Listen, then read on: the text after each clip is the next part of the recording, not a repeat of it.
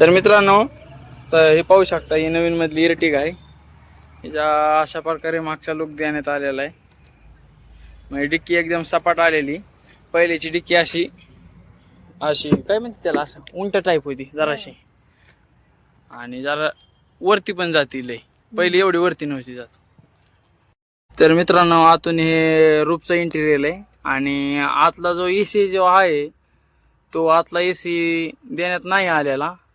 AC सगळ्यात माग इथं देण्यात आलेले 2 एसी, आणि मधल्या सीटांसाठी हे 2 एसी आहेत. आणि अशा प्रकारे गाडीचं इंटिरियर आहे नवीन इर्टिगा मध्ये. म्हणजे जास्त काही चेंजेस नाही, फक्त आतूनच चेंज आहे. आतलं गाडीचं इंटिरियर, एसी आणि मागची डिक्की. बाकी गाडी सगळी आहे अशीच आहे, काही चेंज नाही बाहेरून पण. फक्त सिलिंगचं रूप चेंज झालेलं आहे. ह्या जे कापड आहे ना, ते चेंज झालेलं आहे.